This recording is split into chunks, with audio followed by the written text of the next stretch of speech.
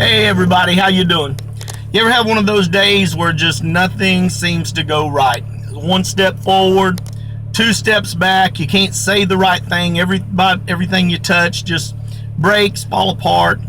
Reminds me of a story of a photographer who was out on location to cover a forest fire. No matter what angle he got, it just wasn't what he was looking for to cover the enormity of that forest fire. So he calls back to the main office and asked if they could get something out there to get him in the air, helicopter, airplane, just something where he can get a better shot of the fire. So after a little while, he'd got a phone call that at the airport there was an airplane waiting for him. So he hurries, he gets to the airport, he grabs his equipment. Sure enough, there's an airplane waiting right there on the runway. He jumps up into the airplane, loads his equipment, immediately tells the pilot, hurry up, get us up in the air. Time is wasting, sun's going down. So as they get airborne and leveled out, he tells the pilot, he says, now take me in for some good shots. Take me down low as you can towards the fire where I can really get some good shots. The pilot looks at him with a bit of concern. He says, why would you want to do that? And he says, I'm a photographer. That's what I do. I take pictures. The pilot replies, so you're not the instructor? A bad situation just got worse. Reminds me of a story in Luke, probably around the chapter 15, I believe. Jesus constrained the disciples to get upon a ship and cast it on out into the sea while he go off into the mountains and pray. Now, constrain means to overrule, to pull rank. Apparently, they were putting up some resistance about getting on that boat and going out to sea, especially without him.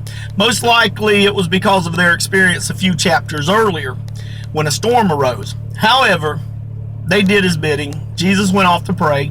They went out into the ocean on that boat. Well, when they did, a tempest arose, began to rock their boat. Here they are, they're bailing water, they're tending to the sails.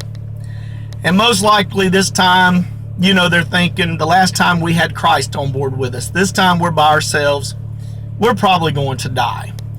Now, I don't know where the legend came from, how it was born, but legend was that right before a ship would sink, they would see a spirit.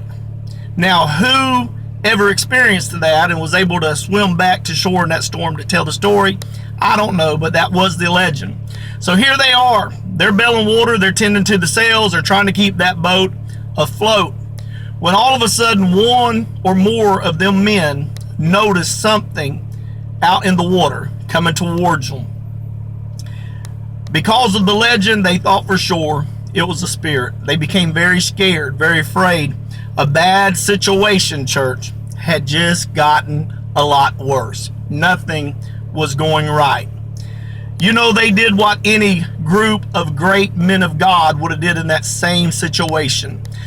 Them men of God stood flat-footed, looked out there, what they thought was a ghost, thought was the booger man, thought was a spirit.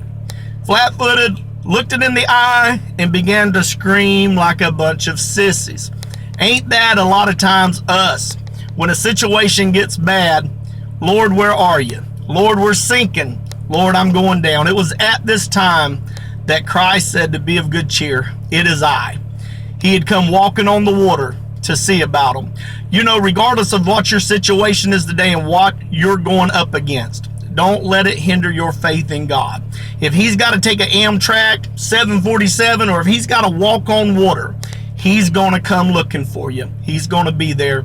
He's a faithful God. This is Brother Donnie saying, if we're not friends, add me on Facebook, give me a like, help me get this on the web. God bless you. I'll talk to you next time.